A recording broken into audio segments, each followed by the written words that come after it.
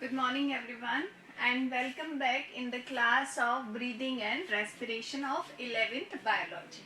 So we had completed structure of human respiratory system as well as inhalation and exhalation process of respiration. Today we will start the discussion of respiratory volumes and capacity. देखो inhalation और exhalation के अंदर main work कौन कर रहा है? Lungs. तो lungs maximum जो है उसके अंदर कितना वॉल्यूम जो है एयर जा सकती है.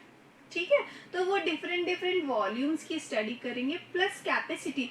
लंग की क्या कैपेसिटी है, वो कितना एक्सपैंड हो पा रहा है, वो कितना जो है कॉन्ट्रैक्ट हो पा रहा है, वो उसकी कैपेसिटी आ जाएगी. और उस कैपेसिटी के अकॉर्डिंग उसके अंदर कितनी जो है एयर का वॉल्यूम जो है वो अंदर रह जाता है, उसे हम रेस्पिरेटरी वॉल्यूम के अंदर काउंट करेंगे. तो फर्स्ट है आपका टाइडल वॉल्यूम.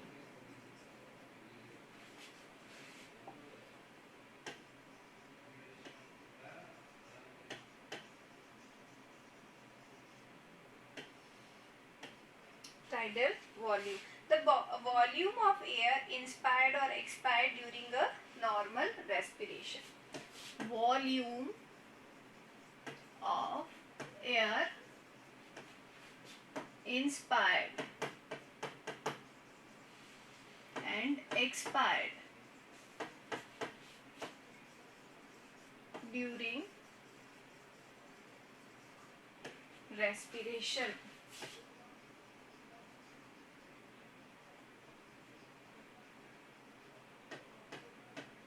ड्यूरिंग रेस्पिरेशन मतलब कितना जो है वॉल्यूम हम अंदर ले रहे हैं रेस्पिरेशन और कितना ही बाहर निकाल देते हैं. तो वो दोनों का जो है मिला के जो वॉल्यूम है उसे हम क्या कहते हैं? Tidal volume. इसे हम टीवी से रिप्रेजेंट करते हैं. तो TV is equal to 500 ml. TV कितना होना चाहिए? 500 ml होना चाहिए. और जो एक हेल्दी पर्सन जो होता है वो पर मिनट, वो हेल्दी पर्सन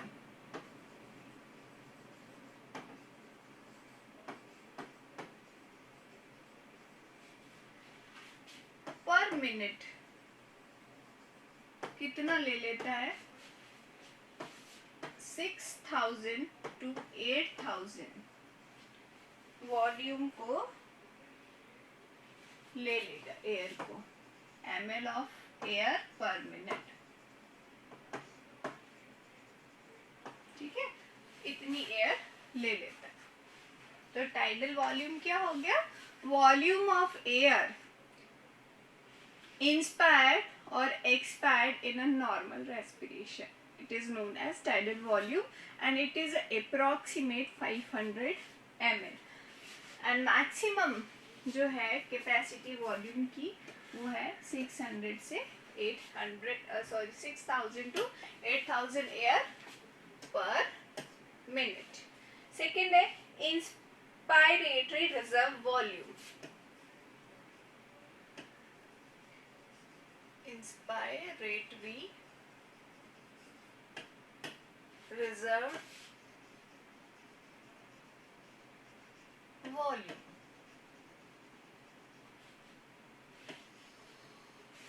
इसे हम क्या बोलेंगे?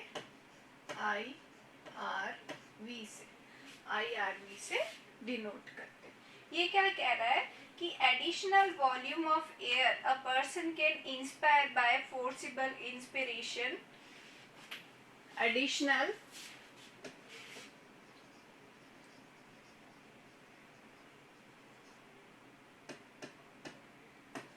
Volume of air a person can forcibly inspire is known as inspiratory reserve volume. देखिए ये मैक्सिमम कितना हम अंदर की तरफ इनहेल कर सकते हैं वो है inspiratory reserve volume. and it is near about 2500 ml to 3000 मतलब 2500 से 3000 ml, ठीक है ना, इतना हम फोर्सिबली इनहेल कर सकते हैं। एक्सपीरेटरी रिजर्व वॉल्यूम,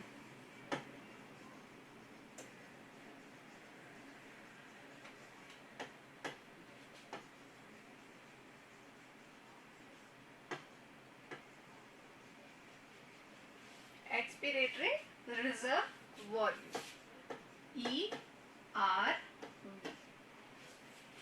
क्या है ये? Additional volume of air a person can expire, additional volume of air a person can expire by forcible expiration,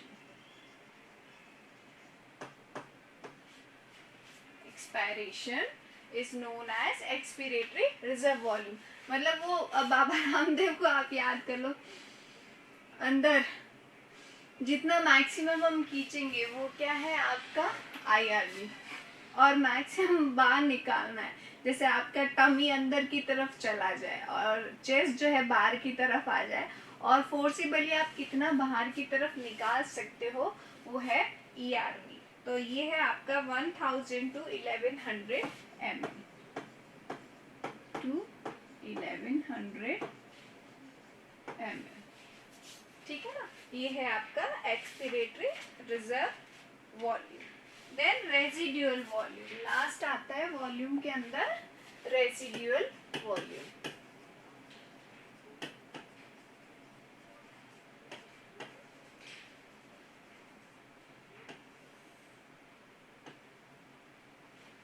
residual volume, इसे हम देखो एब्रेविएशंस RV से डिनोट करेंगे। क्या ये volume of air remaining in the lungs even after forcible expiration, volume of air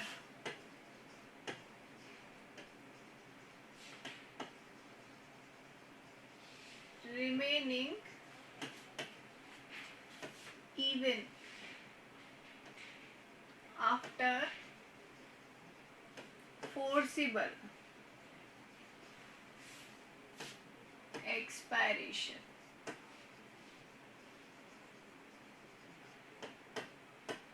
forcible expiration के बाद maximum आप कितना बाहर फेंक रहे हो, उसके बाद भी लंग्स के अंदर कितना बच जाता है, उसे हम क्या बोलते हैं? Residual volume. तो ये आपका होता है 1100 to 1200 ml, ठीक है, दिस इज 1100 to 1200 ml, ये आपका है रेसिडुअल वॉल्यूम। देन अब आ जाती है कैपेसिटीज।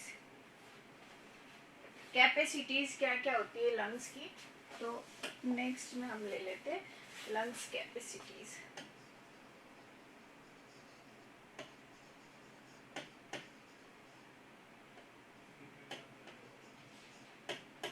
लंग्स कैपेसिटी फर्स्ट है आपका एक्सपायरेटरी कैपेसिटी, नहीं सॉरी इंस्पिरेटरी और इंस्पायरेटरी कैपेसिटी।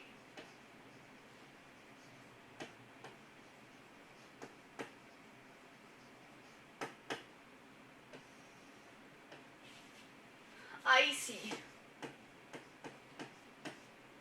क्या बोलते हैं? Total volume of air a person can inspire after a normal expiration, total volume of air a person can, total volume of air a person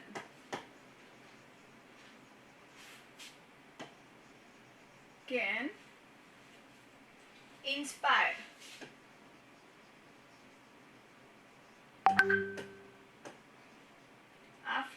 normal expiration. After a normal expiration.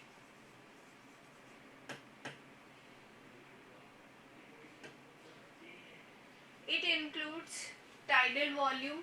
तो IC क्या होगी? Tidal volume plus IRV, inspiratory reserve volume. ठीक है. Total volume of air a person can inspire after normal expiration. आपने जैसे air बाहर निकाली, छोड़ी, एक्सपिरेशन, उसके बाद लंग कितनी अंदर ले लेगा, वो है उसकी इंस्पिरेटरी कैपेसिटी. तो टाइडल वॉल्यूम और इंस्पिरेटरी रिजर्व वॉल्यूम. ठीक है, ये दोनों इसके अंदर आती है. फिर दूसरी है expiratory capacities.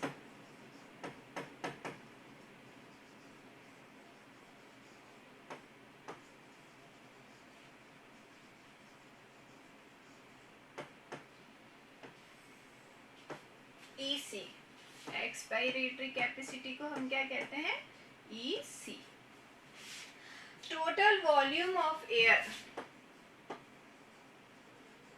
total volume of air a person can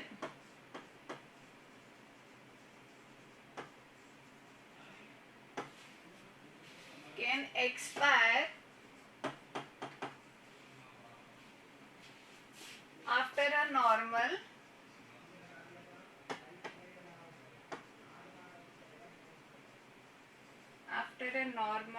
inspiration.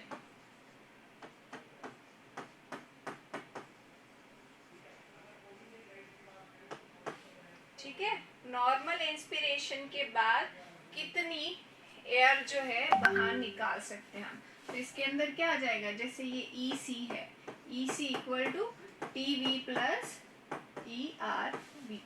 EC is equal to TV plus ERV. So ये इंस्पिरेटरी कैपेसिटी और एक्सपिरेटरी कैपेसिटी. और आता है functional residual capacity. Third number पे जो है फंक्शनल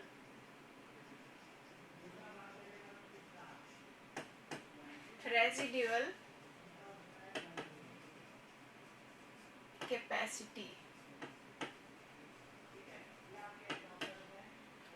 फंक्शनल रेजिड्यूअल कैपेसिटी जिसे हम किससे FRC से डिनोट करेंगे. ये क्या कह रहा है? Volume of air that will remain in the lungs after normal expiration. Volume of air, volume of air that will remain in the lung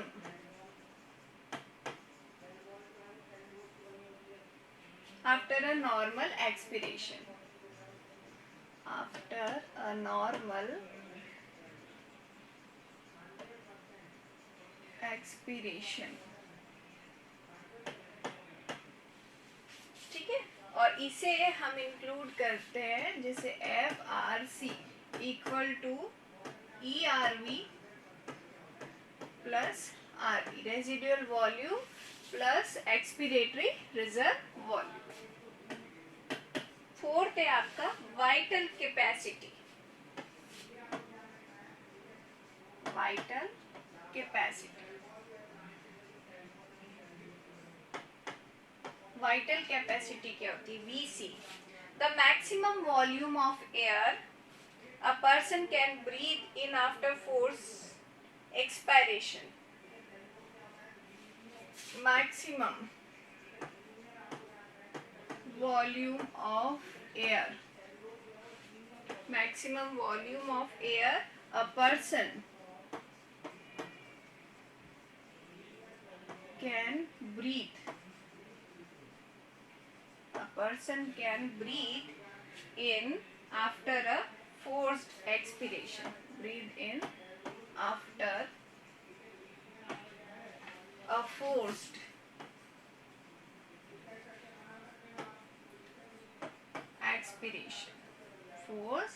expiration. ठीक है, कितना फोर्सिबली आप जो है बाहर छोड़ते हो एयर, उसके बाद जो ब्रीदिंग है उसकी वो मैक्सिमम कितनी हो सकती है, उससे हम वाइटल कैपेसिटी कहते हैं। तो वाइटल वीसी क्या होगा, VC is equal to ERV plus TV plus IRV।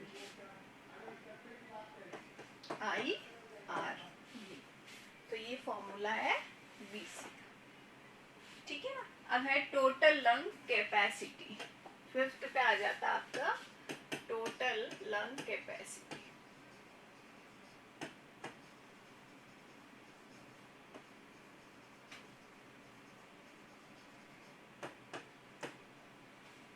Total lung capacity क्या है, total volume of air accommodate in the lung at the end of forced inspiration.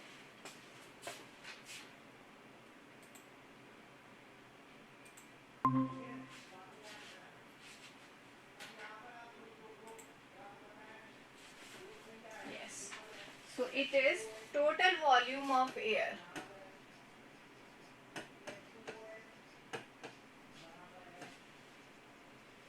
Total volume of air accommodate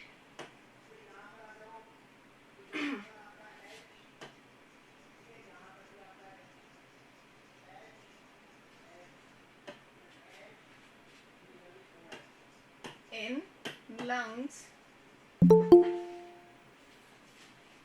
at the end of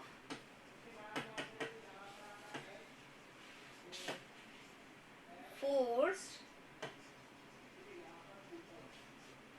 inspiration।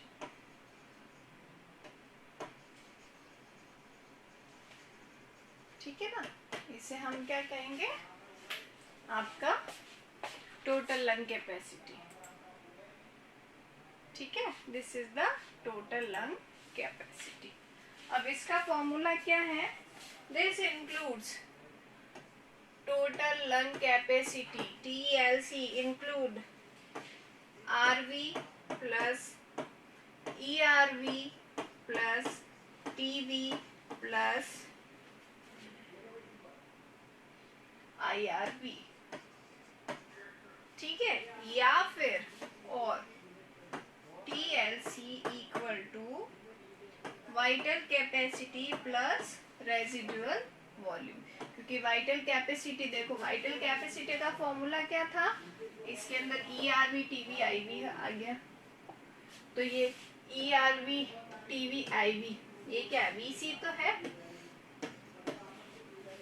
Plus RV।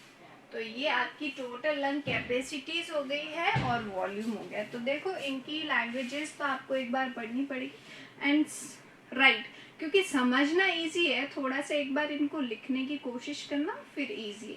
Plus इनके जो volumes है ना वो fixed है। एक healthy person के अंदर ये जो वॉल्यूम्स हमने लिखे हैं सारे के सारे, they are fixed volume like this this this and this. So these are the fixed volumes. So just try to note them and थोड़ी मेहनत तो आपको इसके अंदर करनी पड़ेगी। क्लियर है? तो ये आपका क्या है, total lung volume and capacity. अब मैं आपको बता देती हूँ एक्सचेंज ऑफ गैसेस जो कैसे होता है, वो एक्चुअली प्रेशर पे डिपेंड करता है, high pressure to low pressure के ऊपर जाता है। तो वो किस तरीके से होता है मैं थ्रू डायग्राम आपको समझा देती हूँ। Okay, so this is the diagram of exchange of gases basically. So in this diagram we will the main thing is that हमने बचपन से लेके ये पढ़ा है कि breathing क्या exchange of gases. So in this diagram we will see how actual exchange of gases will occur. Okay, so first of all see exchange of gases is a dependent factor। ठीक है ना, तो वो किस किस पे depend करता है, जो डिपेंडेंट फैक्टर है वो सॉल्युबिलिटी ऑफ गैसेस पे। अगर कम सॉल्युबल है ना तो उसका एक्सचेंज होना ज़्यादा मतलब बाहर तक आते आते वो इजीली हम एक्सपायर कर सकते हैं, और मोर सॉल्युबल है तो जो सेल्स है उनको जल्दी से यूज कर सकते हैं। Plus thickness of membrane, membrane बहुत ज़्यादा थिक हो जाएगी ना तो प्रॉब्लम आती है, तो नॉर्मल थिकनेस चलती है, क्योंकि भाई हमारे विसरल ऑर्गन्स है तो थिकनिंग तो प्रेजेंट होनी लाजमी। फिर है पार्शियल प्रेशर, ठीक है। तो सबसे पहले तो मैं लिख देती हूँ कि exchange of gases depends on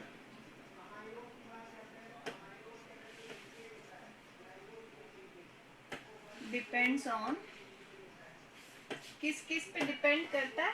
पहला सॉल्युबिलिटी ऑफ गैसेस पे,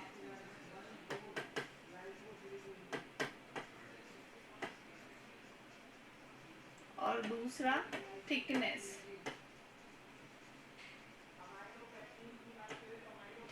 ऑफ मेम्ब्रेन पे, ठीक है ना, इस पे डिपेंडेंट है। फिर आता है आपका पार्शियल प्रेशर, कि पार्शियल प्रेशर क्या होता है, जिसे हम स्मॉल पी से डिनोट करेंगे। What do you mean by partial pressure?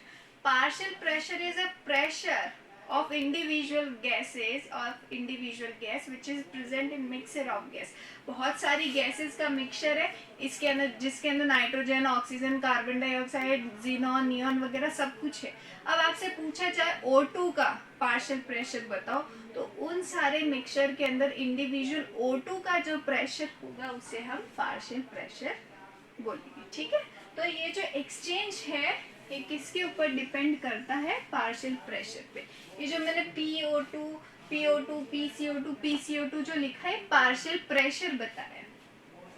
तो देखो सबसे पहले हम इंस्पायर्ड एयर को जो है हम इनटेक करेंगे, तो वो जो है कैसे होगी? तो आपको पता है O2 का प्रेशर हमारे अंदर कम होता है as compare to atmospheric air, so that's why O2 जो है अंदर आ जाती है। अब O2 अंदर आ गई तो अब इसका देखो पार्शियल प्रेशर देखो कितना है। This is the alveolar cavity. ये क्या है? ये जो मैंने बनाई है this is the alveolar cavity. इस एल्वियोलर कैविटी के अंदर कितना हो गया? 104। और प्रेशर की जो यूनिट होती है क्या होती है? mm of Hg। तो 104 mm of Hg है। वहीं एल्वियोलर कैविटी में 40 जो है पार्शियल प्रेशर है किसका? CO2 का mm of Hg की फॉर्म में। तभी तो एटमॉस्फेरिक एयर के अंदर उसका प्रेशर जो है और कम है तो वो बाहर की तरफ आ जाती है, ठीक है ना। तो ये 1/4 जो है अंदर आ गए। अब कहाँ ज्यादा ये एल्वियोलर कैविटी में ज्यादा है as compare to blood vessel. So अपने हाई टू लो डायरेक्शन में ये मूव करती है, ठीक है। हाई टू लो डायरेक्शन में ये मूव करेगी। और जो डीऑक्सीजनेटेड ब्लड है, ठीक है ना, डीऑक्सीजनेटेड जो ब्लड चल रहा है उसके अंदर कितना पार्शियल प्रेशर आ रहा है? ऑक्सीजन का ये देखो 40 mm of Hg। तो कहाँ 104 है, कहाँ 40 है, तो ऑब्वियसली अपने हाई टू लो के अंदर ये आ जाए, ठीक है। जैसे ही इसने एंट्री ली, अब इसका काम कहाँ है? कहाँ जाने का है? टिश्यू के पास जाने का, ठीक है, या फिर ब्लड को ऑक्सीजनेटेड बनाने का। तो ब्लड को ऑक्सीजनेटेड बनाने के लिए ये देखो पार्शियल प्रेशर कितना हो जाएगा? कितना हो जाएगा? P95, ठीक है, 95 mm of Hg हो जाएगा। इसके अंदर एंटर की तो 95 mm of Hg हो जाता है, ठीक है ना। अब 95 जो है सेल के अंदर और कम है, टिश्यू के अंदर ऑक्सीजन जो है वो 40 mm of Hg है। यहाँ पे कितनी है? 40 mm of Hg। तो अगेन अब जो इसके अंदर ये ऑक्सीजन थी जो कि 90 लेके चल रही है, तो 90 हाई है तो हाई टू लो में ही आ जाएगा। तो इस तरीके से प्रेशर ग्रेडियंट के थ्रू ऑक्सीजन बाहर से हर एक सेल या हर एक टिश्यू तक आ जाती है, ठीक है ना। अब हम बात करते हैं CO2 की। तो CO2 कहाँ है? क्या है? एक एक्सक्रीटरी प्रोडक्ट है। तो उसका क्या है? फॉर्मेशन होता है। कहाँ होता है? हर सेल की फिजियोलॉजिकल प्रोसेसेस के बाद में। तो देखो CO2 जो है यहाँ पे बन गया है, अब इसका पार्शियल प्रेशर कितना होता है 45 mm ऑफ Hg। ये देखो 45 mm ऑफ Hg इसका पार्शियल प्रेशर है। कहाँ जाएगा ये, डीऑक्सीजनेटेड ब्लड बना देता है, यहाँ पे भी 45 ही चलता है इसका। फिर एल्वियोलाई में आता है तो ये 40 हो जाता है, हायर टू लो में जा रहा है ना, हायर टू लो में 45 से 40 के अंदर, तो यहाँ से यहाँ ट्रांसफर हो जाएगा। और बाहर तो वैसे ही कम है, 0.3 ही है एटमॉस्फेयर के अंदर, तो ये एल्वियोलाई से बाहर हम एक्सपायर कर देते हैं। तो इस तरीके से ये एक्चुअली में ब्रीदिंग की प्रोसेस है, हमने किस तरीके से ब्रीदिंग की है। और देखो आप ये एयर का जो है एक्सचेंज वो किस तरीके से हुआ है। ठीक है, समझ में आ गया आपको? Yes ma'am. कोई कंफ्यूजन किसी भी तरीके का तो आप पूछ सकते हो। नहीं मैम कंफ्यूज। ठीक है, तो ये तो हो गया आपका पार्शियल प्रेशर। ठीक है ना, हम कह रहे हैं सॉल्युबिलिटी ऑफ गैसेस जिसके अंदर हम पार्शियल प्रेशर को डिनोट करते हैं। दूसरा जो फैक्टर है थिकनेस ऑफ मेम्ब्रेन, तो देखो मेम्ब्रेन्स जो है वो किस तरीके से एक्सचेंज कर रही है। जैसे सपोज करते हैं हम, ये क्या है, एक एल्वियोलाई, क्या है ये, एल्वियोलाई कैविटी है। एयर का एक्सचेंज होता है इसके अंदर, अंदर और बाहर। ठीक है ना, ये एक्सचेंज होता है, ये अंदर आ गया है, ये बाहर चला गया है। क्या है ये, एयर है, और ये एल्वियोलाई की कैविटी। अब ये एल्वियोलाई की वॉल है।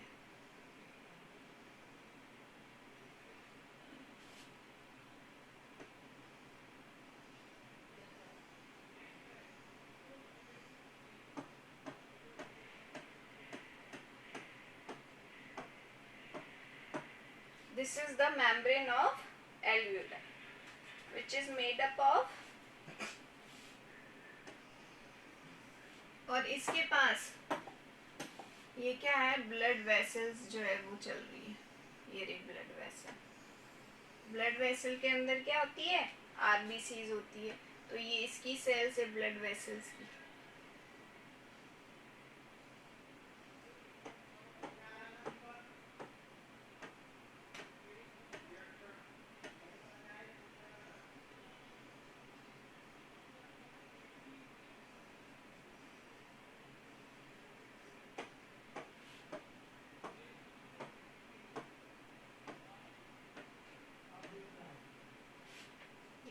और इसके अंदर क्या है अपने आरबीसीज, ये आरबीसीज बना देते हैं। मैंने आज आपको एक्चुअली लिंक सेंड करना भूल गई थी मैं, तो मैंने लेट सेंड किया, 15 मिनट्स क्लास तो स्टार्ट कर दी थी मैंने, फिर चेक किया तो लिंक मैंने सेंड किया ही नहीं।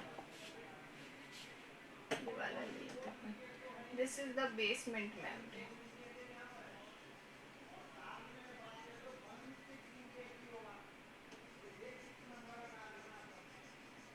क्या है ये बेसमेंट मेम्ब्रेन?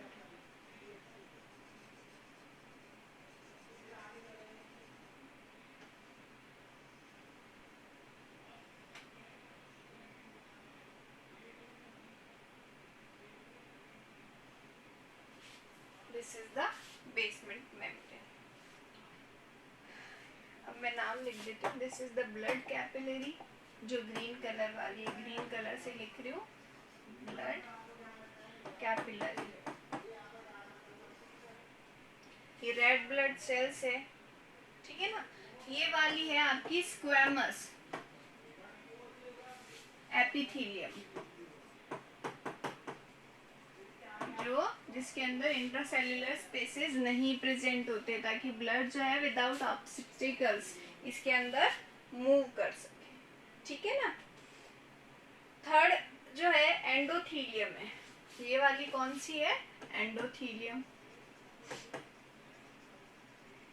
जो कि है आपकी एल्वियोलाई के अंदर। फर्स्ट, थर्ड और सेकेंड नंबर वाली, ये जो मैंने इस कलर से बनाई, ये है बेसमेंट मेम्ब्रेन।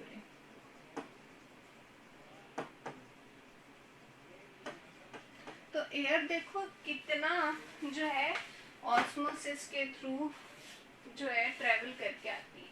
सबसे पहले तो एंडोथीलियम आती है, फिर बेसमेंट मेम्ब्रेन आती है, फिर स्क्वेमस एपिथीलियम आती है, और यहाँ से एयर जो है कहाँ जाना है, एयर को यहाँ से आरबीसी के पास आना है। आरबीसी तो ऑक्सीजन कैरियर होती है, उसके अंदर हीमोग्लोबिन प्रेजेंट होता है, इसीलिए वही ऑक्सीजन को लेके चलती है। ठीक है, तो दिस इज द एल्वियोलाई।